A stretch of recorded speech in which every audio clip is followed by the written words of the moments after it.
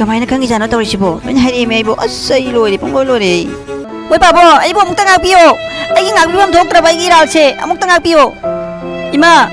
Namaw amo na tawjaro si kung mapatabat habag si. Ay kantahaw na wakal na. Toki ba tawdaw singa si. Ay amo na tuwan jararo. Ay ibo. Amok tangag piyo, Ima. Ima. Namaw amok tangag piyo. Uy, Pabo. Ay amo na tawjaro eh. Ay huwag yung sidagi toka kalay. Doon ay nalaro si po, Ima. Namaw amok tangag piyo ba? Ima, Uy, Pabo, namaw yam lahan kaya amok tangag piyo, Ibo. Kari, na nakapsalaw sa nadana kaya tawraga ay nathaja ka dro. Ha?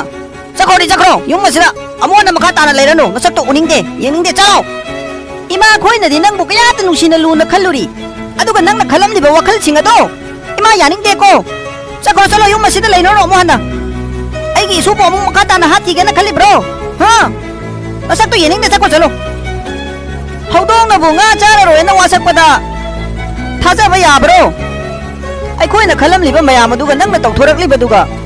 Salo makata na ne. Ay buwayam nangangan gano. Ay ne, nang ura ka ne. Sauning ba heli?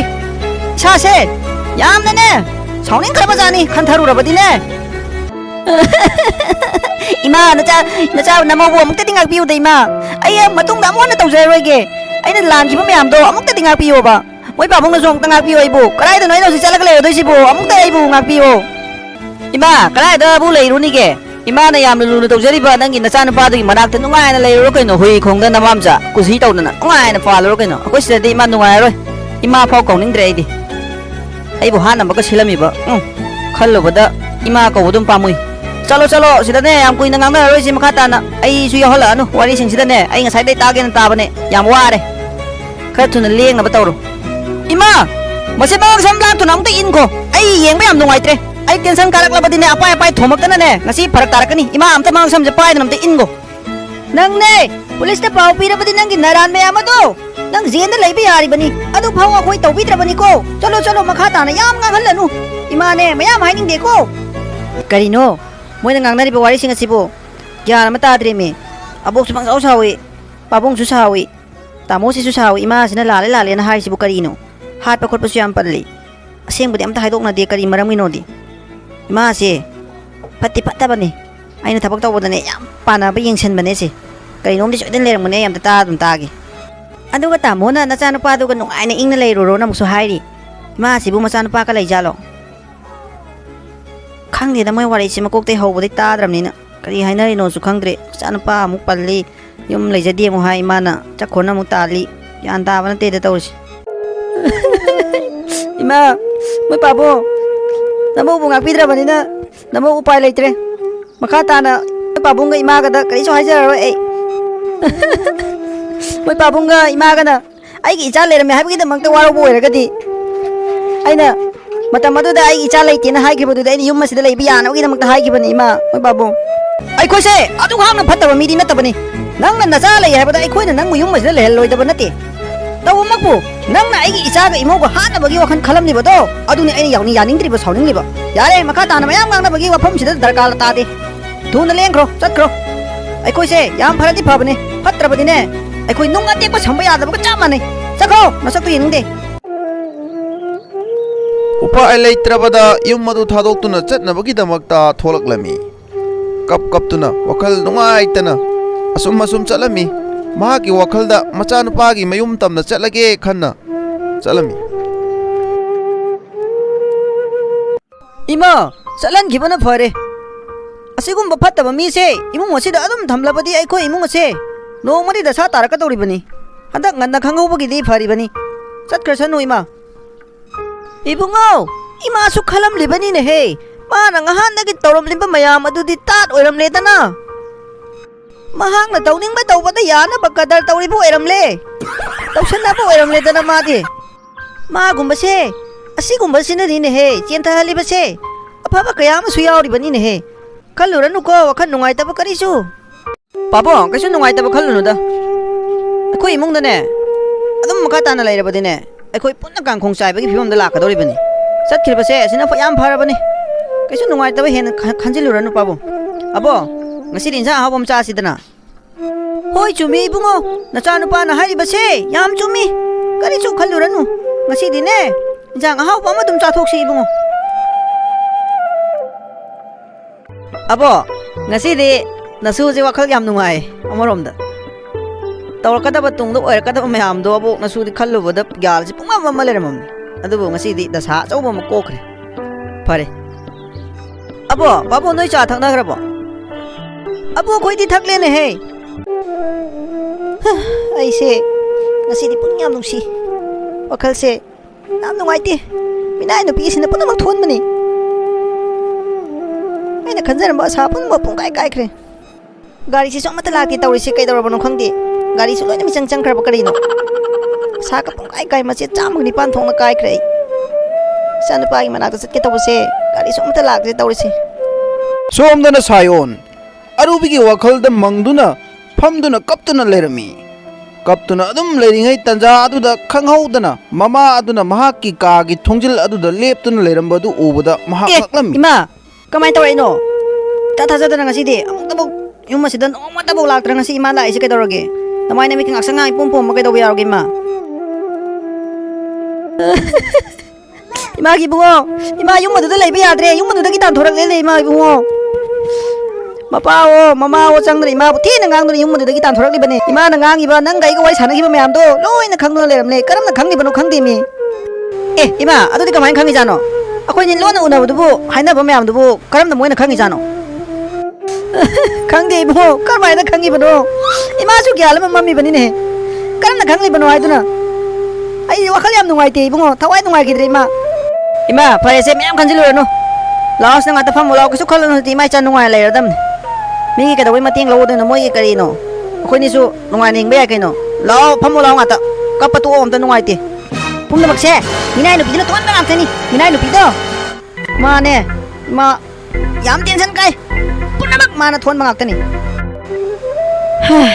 ima pumna bak ima ai chan lan bani makhoi bu lan ai khoina khalarose ai khoina tawjabana ai khoina phangmane habado ima adu tare ai khoina moigi lanthumbu kalak ni horuba ai khoi tagi oiningluba puna makse asina ai khoina phangjabane ima aduna hojikti ai khoi kalak ni hoba toklase sura nomlaga nungai ni hingna ba oina khalase ima moigi wari se pura tokras palano ima ai adu palakpado ai ngonda su thamo yam china kai aduna ima ngasi dagi mai cha nungai na lerase moigi wakhal pulap tokro khallurano imana ne minai no pido lem di tharo hema mata di halam ngani aina ai sira su sigini duga ima adu ta pala no mi manang bu minai no piya bo hai to pala no ba ai thamoi kai bi hele ba moi wai jing to khoro imai cha nungai le sai dana moi kau thok khoro punna ai khoi mi ngon dagi mi gi maran mathum pa ma gi mi ho ba to ja ba khallo no hai ba do na cha ju ji thabak kari no su dana hona lage ba ima yum ma je nungai le ro ba punna tok tho ba moi wai pala no bi manang bu ai thamoi kai bi hele ga dam pala do kari gino Parese imane palaro amuhana fatabane wakhan sing si so amu khallaro gi ko sagi khalaga ima cha nungai le si imane imana khallori ba wakhan sing ase amata phabo yamde imana phabo wakhan khanduna leram labadi si tholi myam se tholam godro ima cha na wakhan se yam thelore aduna hoji tine punma kau tholasi icha gi oina khallaga hinglagi ko ima hoi ima aduna fare adu maina oina khandolo ai su yam nungai te ma adui moi wari sing do pala noi ma na cha thamoi kai behel kai da muk lei khra jan aru bidin lei bu de ka da leram dre kai chakro na ma bu ma so idana kitchen da le mani ba khange bai adu ma khanghan gi ko ya tamo khange kaino ai di pakhaluri ni kai da romino nang bo aina khoi ka da ko i thiruri aru nang na sida kai da romino ba tamo Korean nungdangi thongnaba inchang kai kai kha semjelambanida ado tamo sangom semake aiju hai ge na jangpani da sangom glass am ti thakena tamo kuiroye ai babu semake singatang phammusida tamo kitang sahalake ko ingadi hawroiba isinga sabado flask ta yaramdreba hoi nangna ba tawrai di ya ngai de ne dum phamma leire ga ngasi di sida dum yenga le dawne nang tamo ngai budi ngai oba loidore ba ado abo ka muchanga di kai ba adu su sumine yam khangi ko loidri bo nang sangom du bo ai ka ta re ba yare kha sa dia tha ge ba ai nga su le do ne nga sa jing asi di ko tamo ai di ka bu ka ro re wari sanari ngai da kang lem ra khang di kang amani yaro maroi khang nge ba ina ꯌꯥꯔꯦꯁꯦ ꯑꯌꯥꯎꯕ ꯈꯔꯗꯣ ꯊꯛꯑꯒꯦꯁꯦ ꯑꯩ ꯉꯥ ꯂꯩꯔꯨꯒꯦꯕ ꯊꯦꯡꯈ꯭ꯔꯅꯦꯕ ꯅꯪ ꯁꯦꯝ ꯏꯟꯁꯥꯡꯗꯣ ꯑꯗꯨ ꯊꯣꯡꯉꯨꯔꯅꯨ ꯍꯌꯦꯡ ꯊꯣꯡꯉꯣ ꯑꯗꯨꯅ ꯉꯁꯤ ꯅꯨꯡꯗꯥꯡꯒꯤꯗꯤ ꯉꯥ ꯑꯣꯏꯅ ꯆꯥꯔꯁꯦꯕ ꯑꯔꯨꯕꯤꯁꯦ ꯅꯨꯡꯗꯤ ꯅꯨꯡꯁꯤꯌꯦ ꯃꯥꯒꯤ ꯏꯪꯖ ꯇꯞꯆꯕ ꯃꯥꯒꯤ ꯃꯑꯣꯡ ꯃꯇꯧꯁꯦ ꯌꯥꯝ ꯅꯨꯡꯁꯤ ꯃꯥꯕꯨ ꯑꯩꯅ ꯇꯥꯊꯤ ꯇꯥ ꯑꯣꯏꯅ ꯀꯔꯤꯁꯨ ꯂꯩꯇꯅ ꯊꯛꯑꯣꯏꯗꯅ ꯈꯜꯂꯨꯕ ꯍꯧꯖꯤꯛꯇ ꯅꯤꯡꯉꯝꯂꯛꯇꯦ ꯑꯗꯨꯕꯨ ꯍꯧꯖꯤꯛꯇꯤ ꯑꯩ ꯅꯨꯡꯁꯤꯔꯦ ꯃꯥ ꯎꯗ꯭ꯔꯗꯤ ꯑꯩ ꯂꯩꯉꯝꯗꯕꯤ ꯇꯧꯔꯦ ꯑꯕꯣ ꯑꯩꯈꯣꯏꯅ ꯉꯁꯥꯏ ꯄꯥꯕꯨꯡ ꯈꯣꯏ ꯇꯥꯃꯣ ꯈꯣꯏꯅ ꯉꯥꯡꯅꯔꯤꯕ ꯃꯌꯥꯝꯗꯨꯕꯨ ꯀꯔꯤꯅꯣ ꯏꯃꯥꯗꯨꯕꯨ ꯌꯨꯝ ꯊꯥꯗꯣꯛꯇꯨꯅ ꯆꯠꯈ꯭ꯔꯕ꯭ꯔꯣ ꯆꯠꯈ꯭ꯔꯦ ꯇꯥꯟꯊꯣꯛꯈ꯭ꯔꯦ ꯌꯨꯝ ꯑꯁꯤꯗꯒꯤꯅꯦ ꯅꯪꯒꯤ ꯄꯥꯕꯨꯡꯒ ꯑꯩꯒ ꯅꯪꯒꯤ ꯇꯥꯃꯣꯒꯅ ꯇꯥꯟꯊꯣꯛꯈ꯭ꯔꯕꯅꯤ ꯌꯥꯝꯅ ꯐꯠꯇꯕ ꯃꯤ ꯑꯣꯏꯔꯝꯂꯦ ꯃꯍꯥꯛꯇꯤ ꯃꯍꯥꯛꯄꯨ ꯑꯩꯈꯣꯏꯅ ꯂꯨꯅ ꯆꯥꯅ ꯅꯨꯡꯁꯤꯅ ꯊꯝꯂꯨꯕꯁꯦ ꯑꯩꯈꯣꯏ ꯑꯄꯪꯕ ꯇꯥꯔꯝꯂꯦ ꯌꯥꯝꯅ ꯐꯠꯇꯕ ꯃꯤ ꯑꯣꯏꯔꯝꯂꯦ ꯃꯍꯥꯛ ꯌꯨꯝ ꯑꯁꯤꯗ ꯂꯩꯕꯗꯅꯦ ꯑꯩꯈꯣꯏꯕꯨ ꯐꯠꯇꯅꯕ ꯁꯤꯟꯕ ꯃꯤ ꯑꯣꯏꯔꯝꯂꯦ ꯑꯗꯨꯅꯅꯦ ꯇꯥꯟꯊꯣꯛꯈ꯭ꯔꯕꯅꯤ ꯌꯨꯝ ꯑꯁꯤꯗꯒꯤ ꯑꯕꯣ ꯏꯃꯥꯅ ꯀꯔꯤ ꯐꯠꯇꯕ ꯇꯧꯔꯝꯃꯒꯦ ꯅꯁꯨꯗꯤ ꯀꯔꯤꯃꯠꯇ ꯈꯪꯗ꯭ꯔꯦ ꯋꯥꯔꯤꯁꯤꯡ ꯑꯁꯦ ꯏꯃꯥ ꯀꯔꯤ ꯇꯧꯕ ꯌꯥꯎꯈ꯭ꯔꯒꯦꯕ ꯅꯨꯡꯉꯥꯏꯇꯦ ꯏꯃꯥ ꯀꯃꯥꯏꯅ ꯆꯠꯍꯟꯈ꯭ꯔꯤꯅꯣꯕ ꯏꯁꯨꯅꯅꯦ ꯈꯪꯗꯕ ꯈꯔ ꯂꯩꯔꯦ ꯅꯪꯅ ꯍꯟꯗꯛ ꯍꯣꯁꯄꯤꯇꯥꯜꯗ ꯄꯨꯈꯠꯇ꯭ꯔꯣ ꯑꯗꯣ ꯅꯪꯒꯤ ꯆꯥꯛꯇꯅꯦ ꯍꯨ ꯍꯥꯞꯆꯤꯟꯗꯨꯅ ꯂꯩꯔꯝꯂꯤꯕꯅꯦ ꯃꯤ ꯌꯦꯡꯉꯣ ꯅꯪꯒꯤ ꯇꯥꯃꯣ ꯀꯥꯛꯇꯣ ꯅꯪꯒ ꯍꯥꯠꯅꯕꯅꯦ ꯍꯥꯏꯗꯅꯅꯦ ꯂꯥꯡꯕ ꯍꯧꯔꯝꯃꯕꯅꯤ ꯑꯗꯨꯁꯨ ꯏꯁꯨ ꯅꯨꯄꯥꯅ ꯚꯤꯗꯤꯑꯣ ꯅꯝꯗꯨꯅ ꯄꯣꯔꯛꯇꯨꯅ ꯑꯩꯈꯣꯏꯗ ꯌꯦꯡꯍꯟꯕꯒꯤ ꯈꯪꯂꯤꯕꯅꯤ ꯃꯍꯥꯛꯅ ꯃꯈꯥ ꯇꯥꯅ ꯂꯩꯔꯝꯂꯕꯗꯤ ꯀꯔꯤ ꯑꯣꯏꯔꯝꯒꯅꯤ ꯌꯦꯡꯉꯣ ꯑꯗꯨ ꯃꯌꯥꯝꯗꯣ ꯎꯔꯛꯄꯗꯒꯤ ꯇꯥꯟꯊꯣꯛꯈ꯭ꯔꯤꯕꯅꯤ ꯑꯕꯣ ꯑꯗꯣ ꯅꯨꯡꯗꯤ ꯅꯨꯡꯉꯥꯏꯇꯦꯗ ꯐꯠꯇꯕ ꯊꯕꯛ ꯀꯌꯥ ꯑꯃ ꯇꯧꯔꯝꯃꯁꯨ ꯑꯗꯨꯝ ꯁꯦꯝꯗꯣꯛꯆꯔꯛꯄ ꯌꯥꯕꯗꯨꯕꯨ ꯁꯤꯗ ꯍꯥꯏꯅ ꯇꯥꯟꯅꯔꯒ ꯑꯗꯨꯝ ꯑꯕꯣꯛ ꯈꯣꯏꯅ ꯉꯥꯡ ꯁꯛꯂꯒ ꯌꯥꯕꯗꯨꯕꯨ ꯀꯃꯥꯏꯅ ꯑꯗꯨꯝ ꯇꯥꯟꯊꯣꯛꯈ꯭ꯔꯤꯅꯣ ꯑꯕꯣꯛ ꯅꯨꯡꯉꯥꯏꯇꯦ ꯌꯥꯝ ꯏꯁꯨꯇꯅꯤ ꯍꯩ ꯑꯕꯣꯛꯅ ꯌꯥꯅꯤꯡꯕ 이수 ꯑꯃꯨꯛ ꯅꯨꯡꯁꯤꯕꯁꯨ ꯂꯩꯇꯦ ꯏꯁꯨꯅ ꯈꯜꯂꯤꯕ ꯋꯥꯈꯜ ꯆꯦꯜꯂꯤꯕ ꯄꯨꯛꯆꯦꯜꯁꯦ ꯃꯤꯄꯨꯝ ꯈꯨꯗꯤꯡꯃꯛꯅ ꯆꯦꯜꯂꯕꯗꯤꯅꯦ ꯀꯔꯤꯁꯨ ꯈꯟꯅ ꯆꯩꯅꯕ ꯂꯩꯔꯝꯂꯣꯏꯀꯣ ꯍꯥꯏꯗꯨꯅ ꯉꯥꯡꯗꯨꯅ ꯇꯥꯛꯇꯨꯅ ꯌꯥꯔꯣꯏꯗꯕ ꯃꯈꯣꯏꯗꯤꯅꯦ ꯌꯨꯝ ꯑꯁꯤꯗ ꯂꯩꯍꯟꯗꯕꯅ ꯐꯔꯦ ꯍꯣꯏ ꯑꯕꯣ ꯑꯗꯨꯕꯨꯗꯤ ꯆꯨꯝꯃꯦ ꯑꯗꯣ ꯐꯅ ꯐꯠꯇꯕ ꯊꯕꯛ ꯇꯧꯔꯒꯁꯨ ꯄꯨꯟꯅ ꯂꯩꯃꯤꯟꯅꯔꯝꯕꯅꯤꯅ ꯅꯨꯡꯉꯥꯏꯇꯦꯕ ꯑꯕꯣ ꯑꯗꯣ ꯇꯥꯃꯣ ꯈꯣꯏ ꯄꯥꯕꯨꯡ ꯈꯣꯏꯗ ꯍꯥꯏꯅꯔꯒ ꯀꯧꯁꯟꯕ ꯌꯥꯔꯣꯏꯗ꯭ꯔꯣ ꯑꯕꯣ ꯀꯔꯤꯒꯤ ꯀꯧꯁꯟꯕ ꯑꯃꯨꯛ ꯍꯟꯅ ꯑꯃꯨꯛꯇ ꯑꯗꯨ ꯄꯜꯂꯛꯀꯅꯨꯀꯣ ꯑꯃꯨꯛ ꯁꯥꯎꯔꯛꯀꯅꯤ ꯏꯁꯨꯕꯨ ꯍꯥꯠꯅꯕ ꯃꯥꯅ ꯁꯤꯜꯂꯝꯂꯤꯕꯅꯤꯅꯦ ꯑꯗꯨꯗꯕꯨ ꯃꯈꯥ ꯇꯥꯅ ꯃꯥꯕꯨ ꯌꯨꯝ ꯑꯁꯤꯗ ꯂꯩꯍꯜꯂꯒ ꯀꯔꯤ ꯑꯣꯏꯔꯛꯀꯅꯤ ꯃꯇꯨꯡꯗ ꯑꯃꯨꯛ ꯍꯟꯅ ꯄꯜꯂꯛꯑꯅꯨꯀꯣ ꯆꯠꯈ꯭ꯔꯦ ꯂꯣꯏꯈ꯭ꯔꯦ ꯇꯥꯟꯊꯣꯛꯈ꯭ꯔꯦ ꯃꯈꯥ ꯇꯥꯅ ꯌꯨꯝ ꯑꯁꯤꯗ ꯑꯃꯨꯛ ꯍꯟꯅ ꯂꯩꯕ ꯌꯥꯔꯔꯣꯏ ꯃꯥ ꯈꯪꯉꯦꯗꯅ ꯄꯜꯂꯛꯑꯅꯨ ꯍꯣꯏ ꯑꯕꯣꯛꯅꯁꯨ ꯄꯟꯖꯔꯔꯣꯏꯒꯦ ꯏꯁꯨꯗꯨꯕꯨ ꯉꯥ ꯆꯥꯁꯤ ꯍꯥꯏꯔꯝꯂꯒ ꯀꯔꯥꯏ ꯆꯠꯈ꯭ꯔꯒꯦ ꯃꯥꯕꯨ ꯑꯕꯣ ꯉꯥ ꯂꯩꯅꯤ ꯍꯥꯏꯗꯨꯅ ꯍꯥꯊꯨ ꯆꯠꯈꯤꯕꯅꯦ ꯐꯔꯦ ꯑꯗꯨꯗꯤ ꯀꯔꯤꯅꯣ ꯁꯦꯝꯖꯤꯟꯕ ꯌꯥꯕ ꯈꯔ ꯁꯦꯝꯖꯤꯜꯂꯣꯀꯣ ꯑꯗꯣ ꯀꯔꯤ ꯑꯋꯥꯠ ꯑꯄꯥ ꯂꯩꯔꯕꯁꯨ ꯑꯕꯣꯛꯇ ꯑꯗꯨꯝ ꯍꯥꯏꯌꯨꯀꯣ ꯅꯪꯅ ꯇꯥꯃꯣꯗ ꯍꯥꯏꯕ ꯏꯀꯥꯏꯔꯕꯁꯨ ꯑꯕꯣꯛꯇ ꯍꯦꯛꯇ ꯍꯥꯏꯌꯨ ꯑꯕꯣꯛ ꯆꯠꯂꯨꯈꯤꯒꯦꯀꯣ ꯉꯥꯛꯇ ꯄꯣꯊꯥꯔꯨꯈꯤꯒꯦ ꯑꯕꯣꯛꯁꯨ 이해 ꯑꯕꯣꯛꯇꯤ ꯑꯃꯨꯛ ꯀꯥꯎꯔꯤꯅꯦ ꯅꯪꯕꯨ ꯅꯁꯥ ꯅꯨꯡꯉꯥꯏꯔꯕ꯭ꯔꯣ ꯈꯔ ꯐꯔꯕ꯭ꯔꯣ ꯀꯃꯥꯏꯅ ꯇꯧꯔꯒꯦ ꯀꯨꯆꯨ ꯀꯨꯃꯦꯟꯗꯤ 이생 ꯁꯦꯡꯗꯦꯅꯦ ꯅꯪꯕꯨ ꯑꯕꯣꯛ ꯅꯁꯨ ꯈꯔ ꯍꯛꯆꯥꯡ ꯅꯨꯡꯉꯥꯏꯔꯦ ꯍꯥꯟꯅꯒꯗꯤ ꯃꯥꯟꯅꯗ꯭ꯔꯦ ꯑꯗꯨꯝ ꯆꯥꯕ ꯊꯛꯄ ꯌꯥꯔꯦ ꯑꯗꯒꯤ ꯁꯨꯝ ꯈꯪꯗꯦ ꯑꯕꯣꯛ ꯑꯗꯨꯝ ꯅꯨꯡꯉꯥꯏꯔꯦ ꯐꯔꯣ ꯑꯝꯇ ꯊꯨꯅ ꯐꯔꯣꯀꯣ 이sun 나ꯗꯨꯅ ꯂꯩꯕꯁꯦ ꯑꯕꯣꯛ ꯅꯨꯡꯉꯥꯏꯇꯦꯀꯣ ꯇꯧꯍꯧꯔꯣ ꯑꯕꯣꯛ ꯉꯥꯛꯇ ꯄꯣꯊꯥꯔꯨꯈꯤꯒꯦꯀꯣ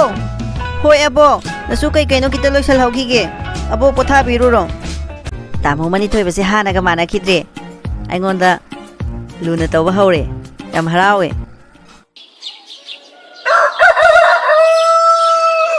ꯃꯑꯣꯡ ꯃꯇꯧꯁꯦ ꯍꯥꯟꯅꯒ ꯏꯃꯥꯟ ꯃꯥꯟꯅꯗ꯭ꯔꯦ ꯑꯩ ꯑꯝꯇ ꯁꯠ ꯂꯨꯖꯊꯣꯛꯑꯒ ꯇꯥꯃꯣꯒꯤ ꯄꯥꯕꯨꯡꯒꯤ ꯑꯕꯣꯛꯀꯤ ꯆꯥ ꯑꯝꯇ ꯁꯠ ꯂꯣꯜꯍꯧꯗ꯭ꯔꯗꯤ ꯊꯦꯡꯈꯤꯅꯤ ꯑꯃꯨꯛ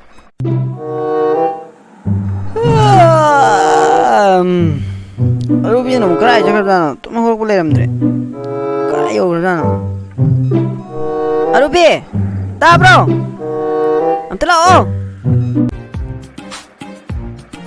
ꯇꯥꯃꯣ ꯑꯩ ꯕꯥꯠꯔꯨꯝꯗ ꯂꯩꯌꯦ ꯂꯥꯛꯑꯒꯦ ꯇꯥꯃꯣ ꯀꯩꯗꯧꯔꯒꯦ ꯑꯩꯕꯨ ꯀꯧꯕꯤꯔꯤꯗꯨꯕꯣ ꯑꯩꯗꯤ ꯇꯨꯝ ꯍꯧꯒꯠꯂꯛꯄꯗ ꯅꯪ ꯂꯩꯔꯝꯗꯕꯗꯨꯗ ꯄꯥꯈꯠꯇꯅ ꯀꯧꯔꯛꯏꯅꯦ ꯅꯪ ꯏꯔꯨꯖꯔꯨꯏꯔꯣ ꯇꯥꯃꯣ ꯂꯨꯖꯔꯨꯏꯅꯦ ꯂꯣꯏꯔꯦ ꯆꯥ ꯂꯣꯜꯂꯛꯑꯒꯦ ꯉꯥꯛꯇꯪ ꯕ꯭ꯔꯁꯀ ꯇꯧꯊꯣꯛꯄꯤꯔꯨꯔꯣ ꯍꯣꯏ ꯇꯧꯔꯨꯔꯒꯦ ꯑꯗꯣ ꯅꯪ ꯏꯪꯒꯅꯤ ꯁꯠ ꯐꯤꯔꯣꯟ ꯁꯠ ꯂꯣꯏꯁꯜꯂꯣ ꯏꯪꯒꯅꯤ ꯀꯨꯏꯅ ꯏꯪꯍꯟꯒꯅꯨ ꯍꯣꯏ ꯇꯥꯃꯣ ꯃꯉꯥꯟ ꯈꯥꯏꯔꯤꯕ ꯁꯨꯔꯗꯦꯕ ꯏꯄꯥꯅ ꯇꯣꯜꯂꯕ ꯅꯅꯥꯏ ꯑꯩꯈꯣꯏꯕꯨ ꯑꯋꯥꯕ ꯑꯃ ꯄꯤꯕꯤꯔꯒꯅꯨꯀꯣ ꯅꯅꯥꯏ ꯑꯩꯈꯣꯏꯕꯨ ꯆꯥꯟꯕꯤꯌꯨ ꯉꯁꯤꯗꯤ ꯑꯔꯨꯕꯤꯁꯦ ꯑꯩꯒꯤ ꯊꯕꯛ ꯃꯐꯝꯗ ꯄꯨꯔꯒꯦ ꯑꯗꯨꯒ ꯃꯥꯒꯤ ꯐꯤꯔꯣꯜ ꯀꯩꯀꯥ ꯈꯔ ꯂꯩꯕꯤꯔꯒꯦ ꯀꯩꯅꯣ ꯑꯆꯥ ꯑꯊꯛꯈꯔ ꯂꯩꯕꯤꯔꯒꯦ ꯑꯗꯨꯒ ꯊꯕꯛ ꯃꯐꯝꯗꯁꯨ ꯄꯨꯕꯤꯔꯒꯦ ꯃꯥꯁꯦ ꯀꯥꯎꯏꯅꯦ ꯑꯩꯗꯤ ꯕ꯭ꯔꯁ ꯑꯝꯇ ꯇꯧꯊꯣꯛꯈꯤꯒꯦ ꯆꯥ ꯂꯣꯏꯔꯦꯅ ꯑꯃꯨꯛ ꯂꯩꯔꯝꯃꯅꯤ ला la la la la la la la la la la la la la la la ꯑꯩ ꯑꯕꯣꯛ ꯑꯃꯨꯛ ꯂꯥꯛꯑꯗꯤ ꯕꯦꯔꯥ ꯀꯥꯔꯅꯤ ꯑꯩ ꯇꯧꯔꯤꯁꯦ ꯑꯩ ꯀꯔꯤꯅꯣ ꯅꯪꯅ ꯇꯧꯔꯤꯕꯗꯨꯕꯨ ꯑꯦ ꯑꯕꯣ ꯑꯕꯣ ꯁꯨꯝ ꯉꯥꯛꯇꯪ ꯁꯥꯖꯦꯜ ꯑꯦꯛꯁꯔꯁꯥꯏꯁ ꯇꯧꯔꯝꯕꯅꯤꯗ ꯑꯕꯣ ꯏꯁꯣꯒꯤ ꯁꯥꯖꯦꯜꯁꯤꯗꯤ ꯐꯅ ꯑꯗꯨꯝ ꯅꯨꯡꯉꯥꯏꯔꯤꯅꯦ ꯌꯦꯡꯕ ꯑꯕꯣꯛꯇꯤ ꯅꯪꯕꯨ ꯂꯣꯏꯔꯕ꯭ꯔꯣ ꯑꯕꯣꯛ ꯑꯃꯨꯛ ꯕ꯭ꯔꯁ ꯇꯧꯒꯦ ꯅꯪ ꯂꯣꯏꯗ꯭ꯔꯤꯕ꯭ꯔꯣ ꯑꯕꯣ ꯀꯨꯏꯔꯔꯣꯏ ꯑꯩ ꯂꯣꯏꯔꯒꯦ ꯁꯠ ꯁꯠ ꯇꯧꯔꯛꯑꯒꯦꯕ ꯉꯥꯛꯇꯪ ꯉꯥꯏꯔꯣꯕ ꯍꯣꯏꯗ ꯇꯧꯔꯣ ꯑꯕꯣꯛ ꯃꯄꯥꯟꯗꯅꯦ ꯀꯔꯤꯅꯣ ꯈꯤꯇ ꯂꯣꯏꯁꯜꯂꯨꯈꯤꯒꯦ ꯌꯥꯅꯤ ꯇꯞꯅ ꯇꯧꯀꯣ ꯑꯕꯣꯛ ꯆꯥꯗꯤ ꯂꯣꯏꯔꯦ ꯄꯨꯊꯣꯔꯛꯑꯣꯔꯣ ꯏꯁꯨꯁꯤꯅ ꯊꯕꯛ ꯐꯈꯤꯕꯁꯤꯅ ꯑꯕꯣꯛꯇꯤ ꯕ꯭ꯔꯁ ꯅꯨꯡꯒ ꯇꯧꯗ꯭ꯔꯤꯅꯦꯍꯦ ꯅꯪꯕꯨ ꯊꯝꯃꯣ ꯉꯥꯛ ꯂꯩꯔꯒ ꯊꯛꯑꯒꯦꯀꯣ ꯍꯣꯏ ꯑꯕꯣꯛ ꯑꯗꯨꯗꯤ ꯉꯥꯛꯇꯪ ꯂꯩꯔ ꯊꯛꯑꯣꯀꯣ ꯑꯩ ꯄꯥꯕꯨꯡ ꯈꯣꯏ ꯇꯥꯃꯣ ꯈꯣꯏꯒꯤ ꯑꯃꯨꯛ ꯄꯤꯔꯨꯈꯤꯒꯦ ꯍꯣꯏ ꯄꯤꯔꯨꯔꯣ ꯃꯈꯣꯏ ꯄꯤꯊꯛꯂꯨꯔꯣꯀꯣ ꯑꯕꯣꯛ ꯂꯣꯏꯔꯒ ꯑꯗꯨꯝ ꯊꯛꯂꯒꯦ ꯍꯣꯏ ꯑꯕꯣꯛ ꯀꯥꯏꯗ ꯑꯃꯨꯛ ꯆꯠꯈ꯭ꯔ ꯃꯔꯨꯕꯤꯁꯤꯕꯨ ꯂꯩꯕ ꯎꯗꯦꯃꯤ ꯂꯩꯇꯦꯃꯤ ꯀꯔꯣꯝ ꯆꯠꯈ꯭ꯔꯖꯥꯠꯅꯣ ꯃꯥꯕꯨ ꯃꯤꯀꯣꯝꯇ ꯎꯗ꯭ꯔꯗꯤ ꯂꯩ ꯉꯝꯗꯕꯤ ꯇꯧꯔꯦꯅ ꯑꯩꯁꯨ ꯀꯥꯏꯗ ꯑꯃꯨꯛ ꯆꯠꯈ꯭ꯔꯖꯥꯠꯅꯣ ꯑꯔꯨꯕꯤ ꯇꯥꯕ꯭ꯔꯣ ꯀꯥꯏ ꯂꯩꯒꯦ ꯑꯝꯇ ꯂꯥꯛꯑꯣ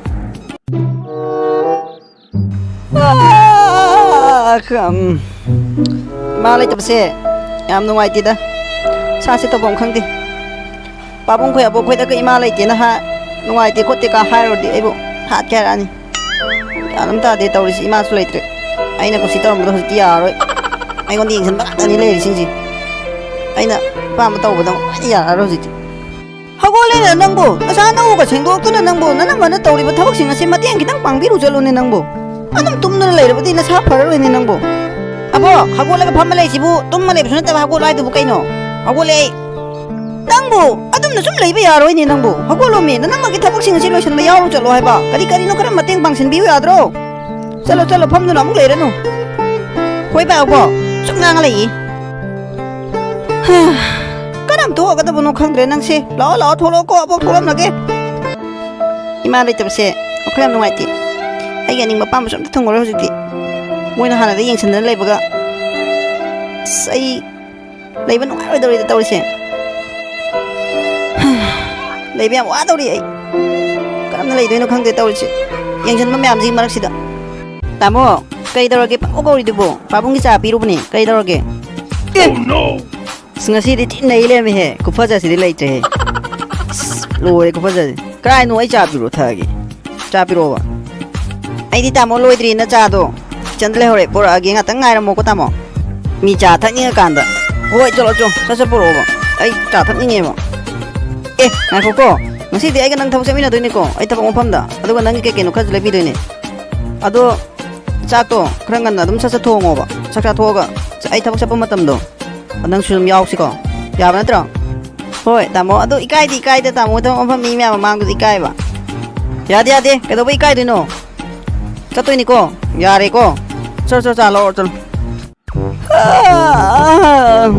nama thaba ke loi kra bo wai nu te loi ra ba mala loi re hujik di thaba loina loi ra bane chak thong dok da ngai re ya ni da nang sum potha jaru chalo nang tau do thaba sing doina tau jaru ba nama na loi ra bane hoi nama adudi ai kai keno thaba kara loisaluge ai su piron ka su do leiba adu cha loi ra boi nama hoi loi ado nang ka da ine pubira gi da nang tau do ro adu nang tamogi ga nang gi ga puna pora gi ko hoi nama nang gi ko piron ke kai ju ana usi lei doi ni ado office na chang mo je ba ko ata ado ga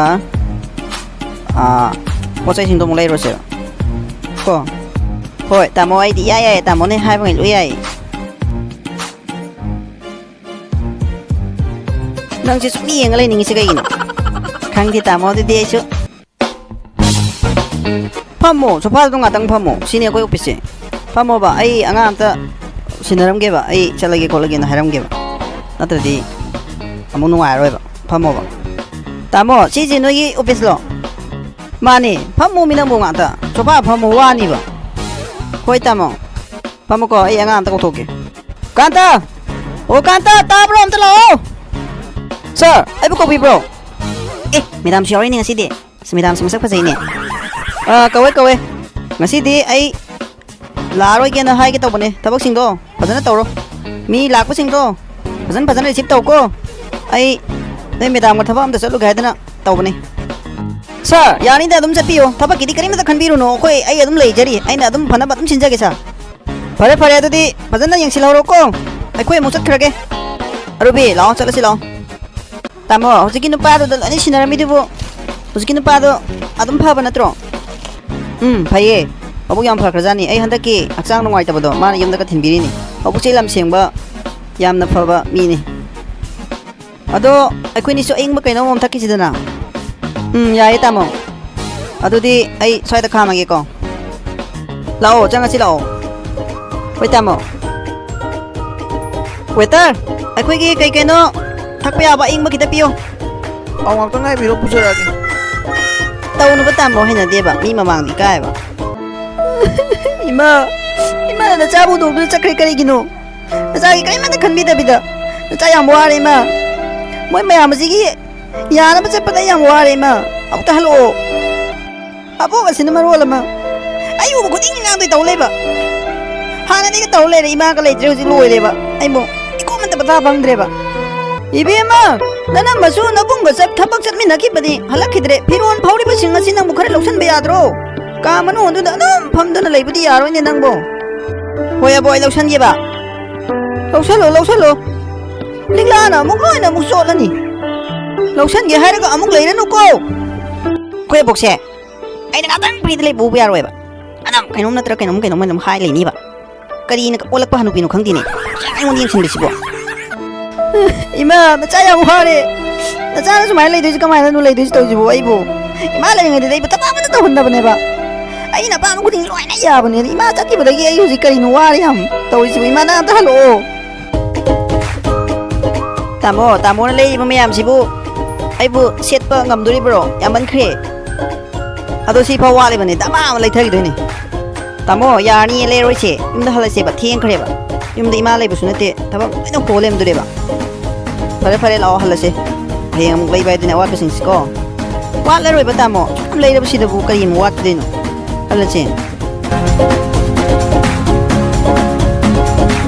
magi bungo ima yam na haraure shunupi malase sain chang thong ba hajana haire yungi thaba ingkhang loina haire manam masina ne loina takpi dana ne hojik loina haire bani ko ima yam na haraure 이마 까리나 하리시부 아이코이 말라부 짜이싱 동부 파트도 하이라브라네 하리시부 아이데 타자키드레다 이마 파레다얌 하라우 이봉 낭기네 나몽 누피에세 아시나 딱비 덤비드나 하이리바니네 해 하우직기네 만남 마기 마나트 수루수루 레이드나 레이라바니네 해 수누피에세 로이나 온 그래 하나기 마따우도 오이 키드라바니고 사인창 동부나 하우리바 마수 하이라바니 야 마라우 이마 파레다 이마 빠우도 따우도 나 짜디 하라오래니 아나 յան 따라고 버럭버시 나 짜디 하라오 그래 이마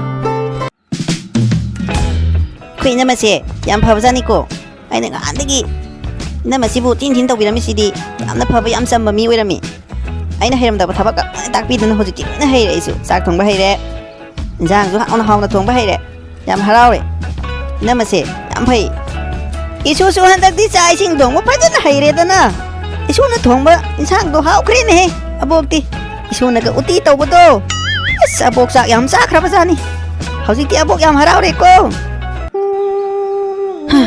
아보 나 수분 아피우고 나 수나 아복다 하헤이다바 하이키바 아디기 라나 칸키바 맘 떠우키바 맘도 나 수분 아피우 아보 나 술랄리 까리기노 이소나보 아복다 까리기 란가도리바노 이소타 갸ꯟ 다락라바디 파락라바디 하이드나 ngangliba네 이소나 asumna gyan tarak pa siya abok ti harauri bani ne he karige abok na saudori bano abok nangang liba mayamdo isubu baning bagi ngaktani